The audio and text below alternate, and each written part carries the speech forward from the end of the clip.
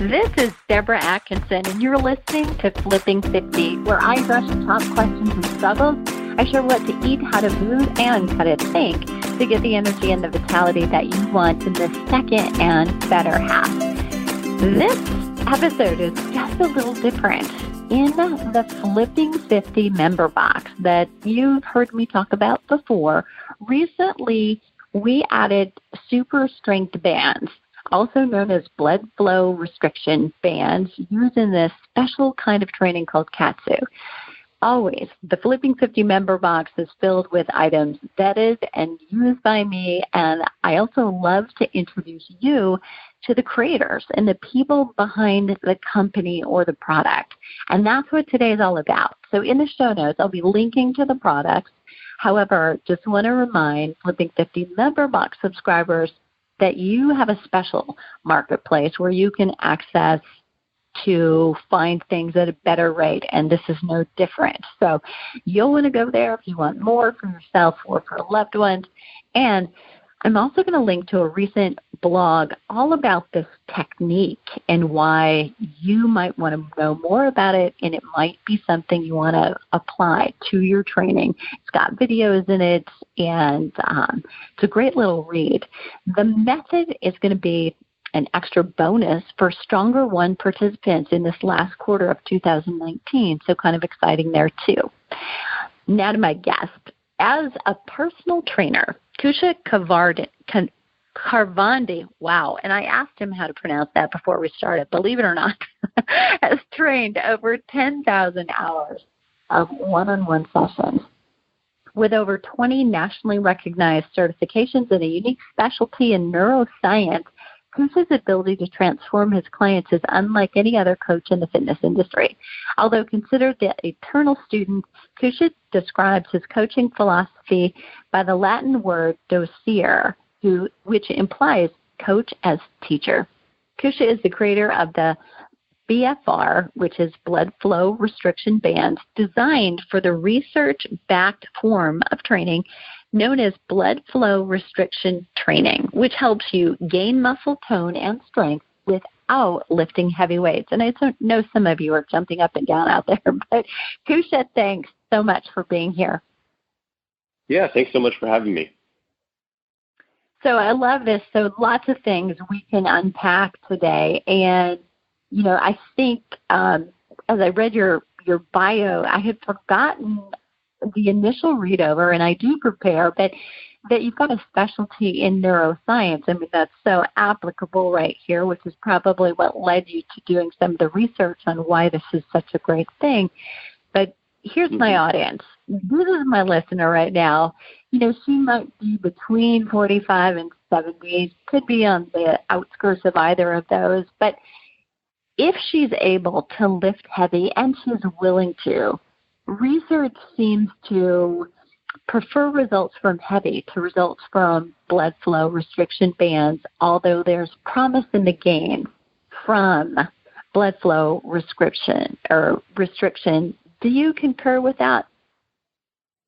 Mm-hmm. Yeah, absolutely. You know, there's obviously many reasons we'll probably get into today why someone would want to get the benefits of lifting lighter weight versus lifting heavier weight. There's many benefits to lifting moderate or heavy weight, but there's much appeal for older populations and other specific populations to lift with lighter weight, especially with BFR, because you can get similar benefits as lifting with higher intensity.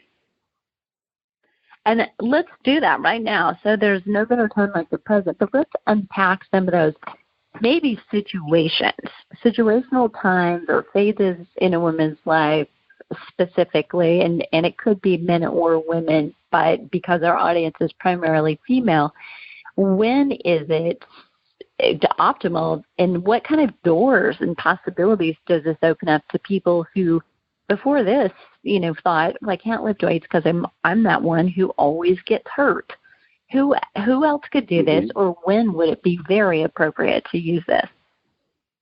Yeah, you know, the whole methodology originated with people who, you know, were in hospitals who were, you know, had some type of illness, had muscle atrophy that they were trying to prevent or reverse. And so that's how it really originated, was with recovery.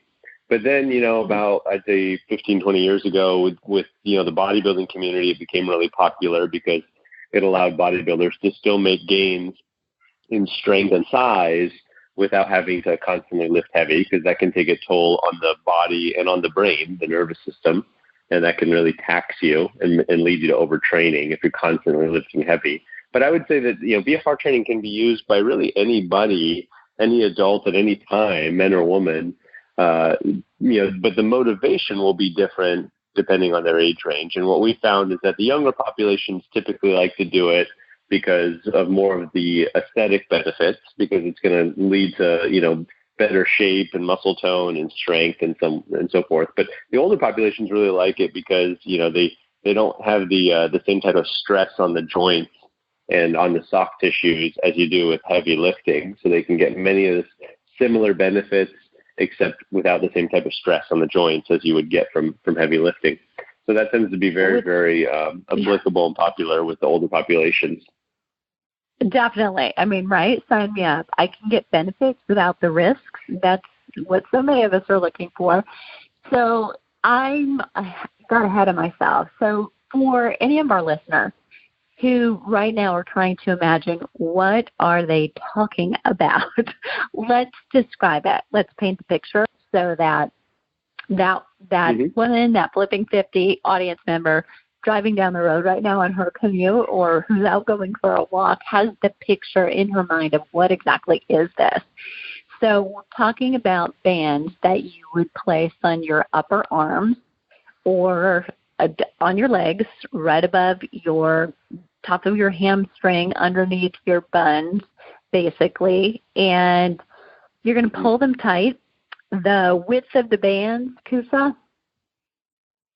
Yeah, the upper body bands are usually 2 inches wide, and the lower body bands are a little bit wider. They're about 3 inches wide. Okay. And you're going to pull them to a tightness or a tension level of, say, it's got a 1 through 10 scale of about a 7 through 10. So, if you're just saying, cut off my circulation, I'm turning blue, you're at a 10 or 11 there. We're not having you go there, but it's tight and you know it, right? And it should be comfortable, but somewhat tight. Exactly, right. Yeah. You want to tighten to what feels like 50 to 70% perceived pressure. And that's actually, what they used in many of the studies on practical BFR training, was this perceived tightness scale. And that was actually effective. Yeah. So that it is actually effective to tighten to that level. And then a typical protocol is essentially you're going to do like 3 to 4 sets of an exercise. You might take maybe 2 to 4 exercises on average, and you'll do 3 to 4 sets, and you'll do many, many repetitions. Like, in the first set, typically you might do 30 repetitions. You want to be training to fatigue. That's kind of the goal with BFR training, to really get the maximum benefits. You want to be training with good form, but training to fatigue. And then you have a short rest break in between the sets. And then on the next set, you're going to aim to do just as many, but typically you're going to end up around 15 reps on the subsequent, 2 or 3 sets that you'll do for that exercise. But the rest periods, like I said, should be short, maybe 20 to 30 seconds or less.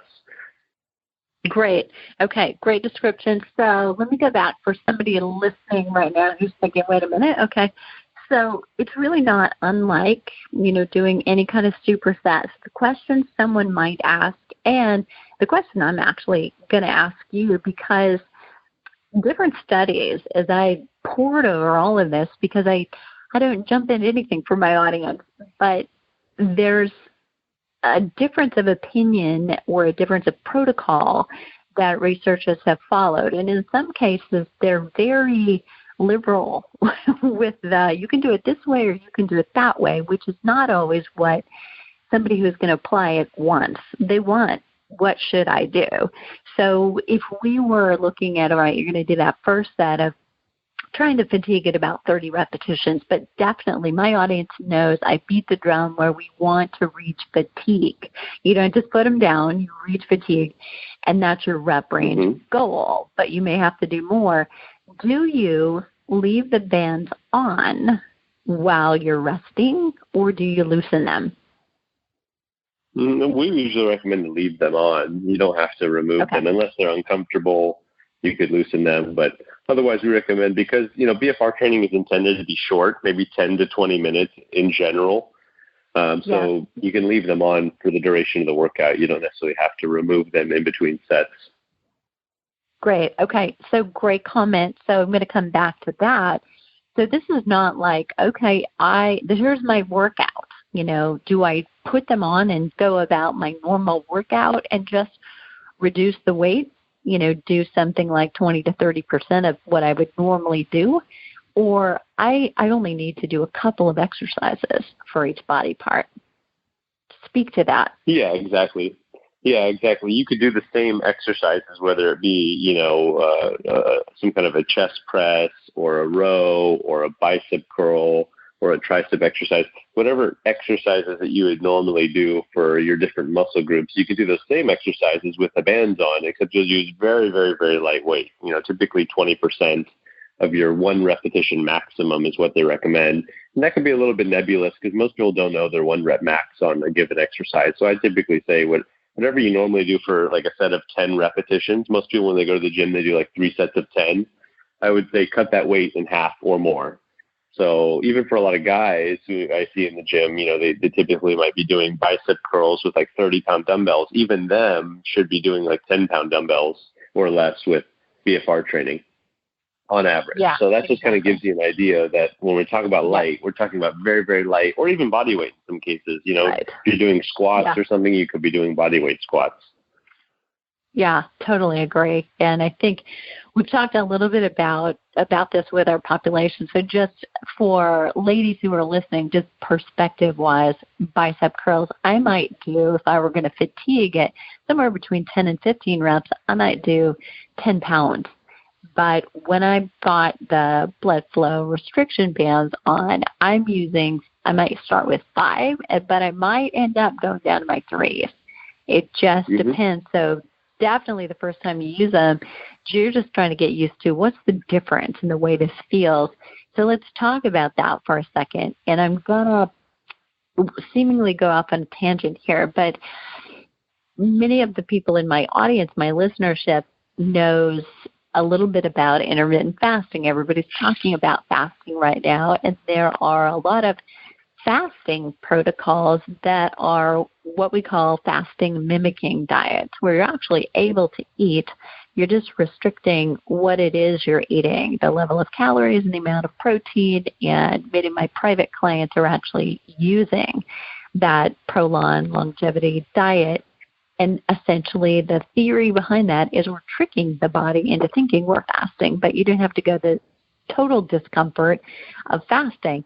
In a way, that's what blood flow restriction training is like, in that we're tricking the body to think you're lifting heavier, that you're lifting more intensely without having it actually have to endure the actual physical stress.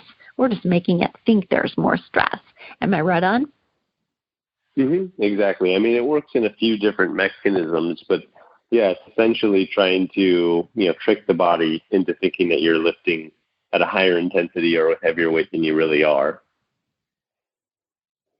There are also a few studies that address that just having them on, if you're someone who's got an accident, you've got your foot in a boot, or you've had knees replaced and you're in bed, using the bands and just having them on may actually help prevent muscle loss that happens when we're stuck in bed for a week or for 3 weeks. Have you done much research? And I may be putting you on the spot, I realize, because we've been kind of discussing back and forth, talking about the exercise protocols, but this is kind of a non-exercise protocol I'm asking about.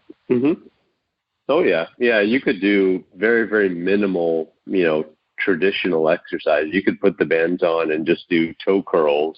Like, let's say you're, like sitting on an airplane and you're not going to be working out on the plane, but you might be sitting there and just doing some like wrist flexion or just squeezing and just engaging the muscle. You could sit there and engage your muscle without lifting any weight. And you could do the same thing if you're just sitting with the bands on. You could engage the muscle and contract the muscle, even though you're not actually lifting any weight. And that will yield some benefit. Awesome. And you're probably talking to an audience who's very familiar with isometric exercises, as that came in and out of fad during the last 30 years. Somebody I know listening has tried that more than once, so they totally get that. Okay, so there's also this great opportunity in using blood flow restriction because there's less recovery time required. For my population, a lot of us grew up, and I mean in our adult life, grew up training a lot, doing a lot of aerobic activity, and many of us love it. And they're actually some of the most likely to get into hormone imbalance because they're training so much and they need to cut back. This might be one way to allow themselves to train with the kind of frequency they want, but not be trashing their hormones because it requires less recovery. Talk a little bit about that. You have some customer stories to share. I mean, how do people love to use them? Yeah, I mean, they like to use them in many ways. Some people will like to use them at the end of their normal routine, like as a workout finisher, to help amplify the results of their normal routine. So some people are really married to their current routine. You don't have to abandon that. You can still do that routine and then just add, 2 to 4 exercises at the end of your workout with the bands on with light weight. Some people will use it on alternating days, as active recovery in between their workouts. Some people will use it 1 week out of every month, especially if you're doing moderate to heavy training and you're talking about, preventing overtraining or overtaxing the nervous system. It's good to, at least once a month or once every other month, take a week of active recovery. But for the people like you're talking about, they're so used to working out every day, they'll never take a week off. So this allows you to feel like you're still getting a decent workout. You're going to feel like you actually did a heavy workout after you do a BFR workout, but it allows your nervous system to get a little bit better recovery than you would with traditional training because it doesn't tax the nervous system in the same way. So those are a few different ways that you could integrate BFR training into your routine. And some people will just use it as a standalone. They'll do BFR by itself, 3 days a week is the typical, recommendation. I've seen some studies that have done it 5 to 6 days a week, but typically we say, 2 to 3 days a week, and you can use it as a standalone workout if you wanted to. Love that. So, just a ton of opportunities, really. So interesting that you said as a finisher. What do you think about putting it at the beginning of your workouts? Absolutely, yeah. You could use it as a warm-up as well. I recommend that all the time. Just to really warm up the nervous system. And if you think about strength training, so much of it is neural. So much of it is really getting the brain to send the signals to activate the muscle fibers correctly. And when we talk about, proper mobility and flexibility, you need to have a good mind-muscle connection. And BFR is great for that because by virtue of lifting very, very lightweight, you can really focus on good form and full range of motion. Once you start lifting moderate to heavyweight, then the form starts to go, your range of motion starts to reduce, and that's when you start to see some chronic, muscle tightness or issues with flexibility and mobility and things like that. In my experience, that's what I've typically seen when people are, constantly lifting heavy or moderately heavy all the time, especially bodybuilders. They're always really, really tight, and they don't have good movement. They don't have good mobility. So for those of my listeners who are about to go through Stronger One or get into the next Stronger One program, we're actually going to implement the bands in week 4, 8, and 12 and kind of use it as recovery. And interestingly enough, so not to make this me, but I'm in training right now for Ironman Cozumel. So I'm closer than I'm comfortable with, actually. So the weight training that I'm doing has now tapered off, so it's not quite so heavy. It's not about anything other than, supporting endurance and helping with injury prevention. But I'm using the blood flow restriction bands a lot more and then doing unilateral work. So it's allowing me to lift light, not have the stress, still be able to recover, and yet maintain the strength. So super important when you're a female, which brings me to this. What, if any, research is there on the blood flow restriction training and bone density benefits? It's a big concern for this audience. Yeah, there's actually a few studies that I've seen. One specifically that was done with older men, and one with I've seen with older women with osteoporosis. The one with older men found that when they had basically 3 different groups, one that did high intensity resistance training with heavier weight, one that did low intensity resistance training with BFR, and then you had a control group. And what they found is that the high intensity and the BFR groups compared to the control group saw significant increases in their bone density and their bone markers compared to the control group. So it had a favorable outcome with BFR with regard to bone density. And then for women with osteoporosis, there's a study that was looking mostly at the effects on muscular strength. And with women with osteoporosis, it's harder for them to do heavier, high intensity training. So the study found that BFR was very effective at improving their maximum dynamic strength in osteoporotic women. So it's definitely going to be beneficial, like I said, for somebody who can't, who needs to increase their bone density or muscular strength, but, cannot lift very heavy weight or prefers not to, or at least not all the time. BFR can be very, very useful.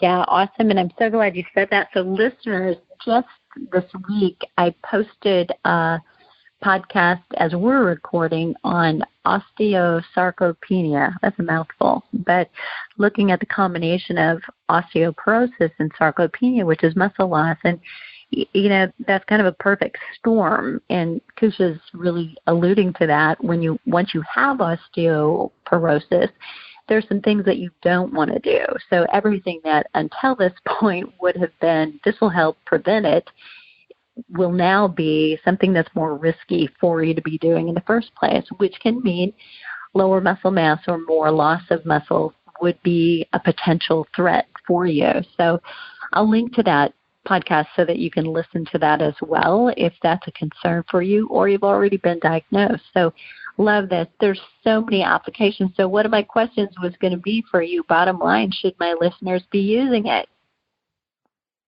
Absolutely. I mean, unless their physician says otherwise, there's certain circumstances where you wouldn't want to. Obviously, if you have if you recently had like open heart surgery or any type of circulatory or vascular issue or disease, it's not typically recommended. If you're pregnant, you don't want to be doing BFR training.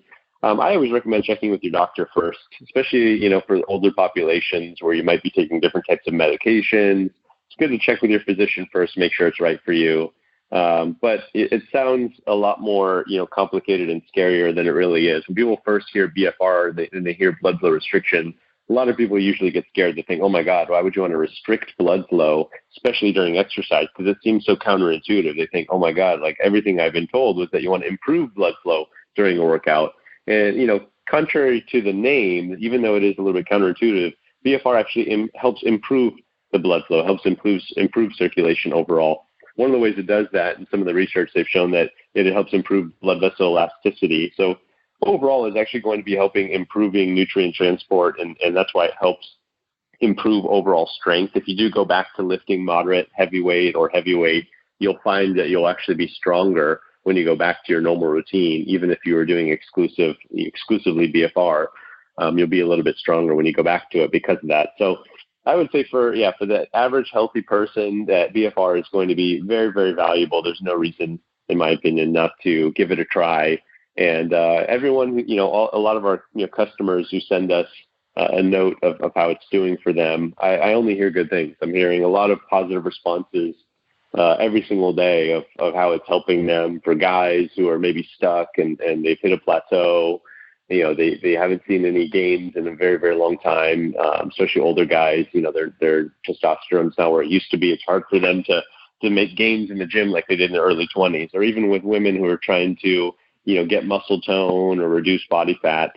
They're finding that they're able to get the same type of muscle soreness and kind of workout intensity and kind of the workout fatigue and burn that they would get from a heavier, high intensity workout with just a very, very simple, short BFR workout. So very pleased to hear a lot of these responses every day. And yeah, like I said, I think it would be very, very valuable for your listeners to at least give it a try.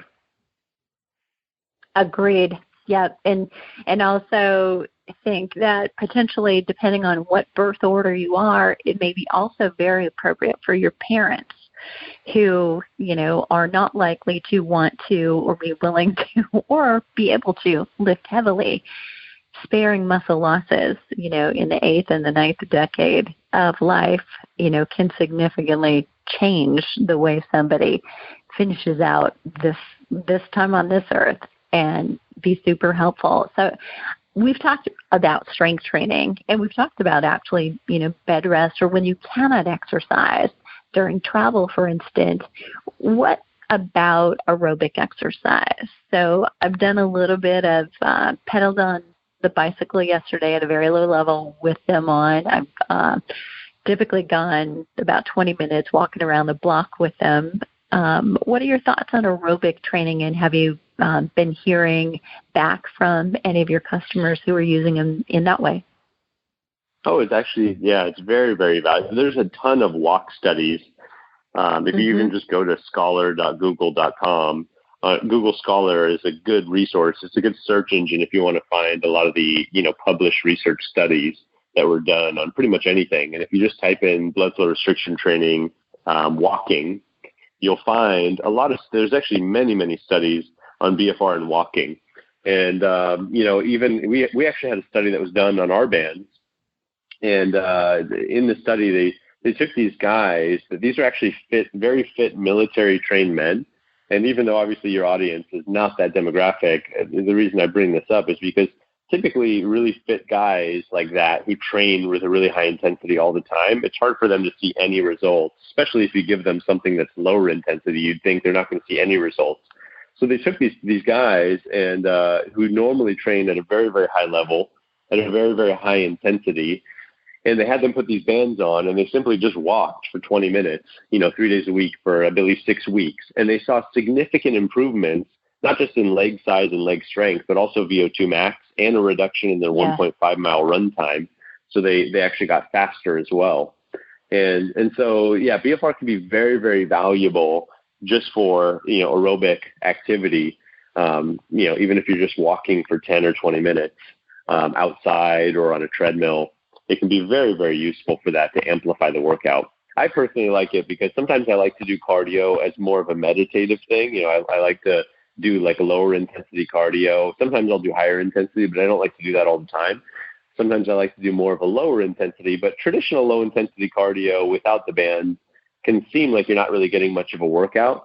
But, sometimes like I like to maybe read or listen to music while I'm doing a lower intensity cardio workout, and do it for the cardiovascular benefits, but also for the mental benefits of just, letting your mind unwind a little bit, especially after a traditional workout. And but like I said, with traditional cardio, especially low intensity, you're not really feeling much in way of muscle burn or soreness or any type of results for the body after doing that. But with the bands on, it's going to feel like you did sprints. It's going to feel like you went for a run, even though you were walking. That's what it feels like. You feel like the muscle got fatigued. Yeah, for sure. Yeah, I've noticed that too. And increasing VO2, just to go back for listeners. So what is that? So that's your body's ability to utilize oxygen, and your oxygen carrying capacity obviously comes back to the benefit for the heart overall, and very linked to quality of life and longevity, both. So we're talking about the health span, doing exactly what you want to do with who you want to do it with, and having a good time for as long as you live. That's the goal, ultimately. So VO2 is what will help you do that. Okay, so I want to talk about the elephant in the room. So here's the deal. We got to do something about this. I go online, I'm looking at these bands, and everywhere I look, they're like some big muscle head in the deep dark of the weight room would be using these tools. There are not any great images featuring, say, females who are not necessarily bodybuilders, but who want to be fit. So, or there's not a menopausal female in any of the ads that I saw for over 24 different products. Are you trying to change that image? What are we doing about that? Yeah, absolutely. Yeah, I mean, if you just even look at like our at the main banner on our homepage now on bfrshop.com, you can see some imagery of older populations as well as younger in there. Initially, when we first created the brand, we were really targeting, the people who we really thought were most interested in it, which we thought were the younger crowd. But then we actually found that, with our upper body bands, we found it was, mostly older men, 40 to 60, that were using it. They really wanted to build bigger arms as well as just overall total body strength. And then we found the women were, older women were most popular with our lower body bands. And we're actually even seeing that now. And I actually have a pretty good pulse on what's happening with our Facebook advertising, for example, and I see the comments and I see the types of people who are commenting on there saying that they bought it and they're using them and they like them. And I can see that these are not young women. You can, at least just from the photos, I can tell these are, probably in their 30s, 40s, 50s. I'm seeing a wide variety of people who are using it. And so we are going to be getting a ton of, we requested a lot of testimonials and kind of before and afters from our customers that we should have pretty soon here that we'll then turn around and use to, kind of showcase a variety of our bands so people can kind of see, okay, it's not just bodybuilders and figure competitors. It's, the average Joe or Jane that are using these bands to just get in shape. And even the women especially, I see using them quite a bit just for simple activities. Like most of our women that are using them are just using them for body weight exercises.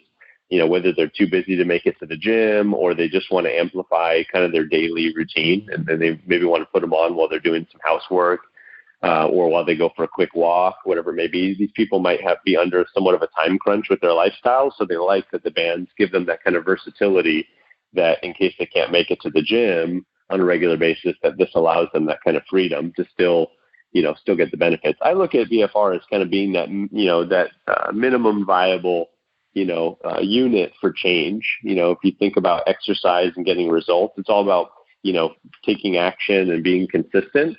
But sometimes it's hard to get that inertia with a traditional strength training program because you feel like, okay, if I don't commit to doing this whole program, then what's the point? I even do that myself sometimes. If I have a program that I'm going to follow, if I feel like I can't do the whole thing, I might just skip the whole workout altogether because then you feel it becomes an ultimatum in your brain. And your work ethic tends to work against you rather than for you. And with BFR, it's there's such less mental friction because you're like, oh, okay, I could do 10 minutes. Anyone could put some bands on and do some push-ups or some squats for 5-10 minutes. That's not bad. And then once you get going, though, anyone who's worked out knows that once you get going and starts feeling good, you want to do more. So I think that it's really useful for that, creating that momentum and inertia in a program for anybody who wants to make fitness as a lifestyle. Love that you said that. I love that creeping in there was, putting them on while you're cleaning the house, and not oddly enough, right? We're talking about lower intensity exercise.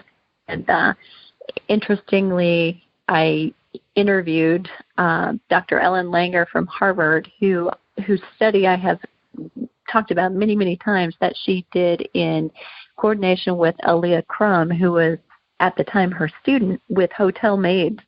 And they broke them into groups and told them what you do every day, may or may not be enough, but they told them all they needed physical activity. They told them the benefit of it, why they needed it, but they only told half of them that what they did every day was enough. This was defined as physical activity.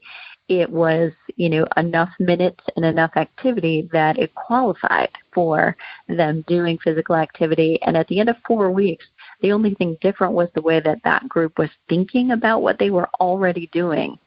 And they lost weight. They improved their body composition, cholesterol level, and blood pressure simply because they were focused on, this is helping me. So if you're thinking, how do I get more benefit out of cleaning my house besides just a clean house, this is it, ladies. So love that you said that. Keisha, okay, last question is always the hardest. Is there a question I should have asked you? That is a tough question. I don't think that there's anything that we didn't cover today with regard to BFR. I mean, I guess the only thing I will say is some people want to know, specifically how is it working? And primarily BFR, for the people who are really interested how it's working, is, one of the ways is it's slowing the energy supply for the muscle. So it's increasing the activation of those fast twitch fibers. If you think about like a marathoner versus a sprinter, most people want to look like the sprinter because the sprinter is much more athletic looking, much more muscular. And so the sprinter is mostly using those fast twitch muscle fibers. And typically you don't use those muscle fibers unless you're doing heavier training. And BFR is kind of what I would call a biohack for that, because it's slowing the energy supply, forcing the body to use those fast twitch fibers, even though you're only lifting with very, very light weight. So that's just a little bit of knowledge for people who want to get to understand, because there are some people that won't take action unless they really understand it. So I want, for those people who are listening, who are those why people, they want to know why and how before they ever, start something like this. That gives you an idea. It's simpler than you think. It's not that complicated. So good. And so many of my audience has heard me talk about why fast twitch muscle fibers can be such a problem, because we lose them twice as fast when we age compared to slow twitch muscle fibers. And they're responsible for two things that we love. Number one, metabolism. Number two, for helping prevent falls. Even though maybe in your 50s and early 60s you're not concerned about that yet, actually there's a correlation with people who've lost more muscle tend to fall earlier and younger than those who don't. Kusha, thanks so much for being here. I am going to link to the BFR bands on the show notes, everyone. I've got you covered there. And just for those people who are already subscribers to the Flipping 50 member box, know this: you are getting bands in your box, and you have access to the marketplace where you can get a hold of BFR bands at a rate that no one else will see. So if you're not a subscriber yet but curious about it, that'll be in the show notes too. Do you have a question that I didn't hit? Please leave it below the show link at flipping50.com/BFR bands. I love to hear from you, and if there's anything I can't handle, I will pass it along to Kusha. If this episode was helpful, please leave a rating in iTunes. It really helps, and then share this with a friend. Surround yourself with a supportive community of women on the same journey. To get the most from this week's episode, again, check out today's show notes, and that'll be at flipping50.com/BFR band. And you'll find the juicy download, the notes and links to the bands, as well as the podcast that I mentioned earlier. What are you waiting for? Let's start Flipping 50 together.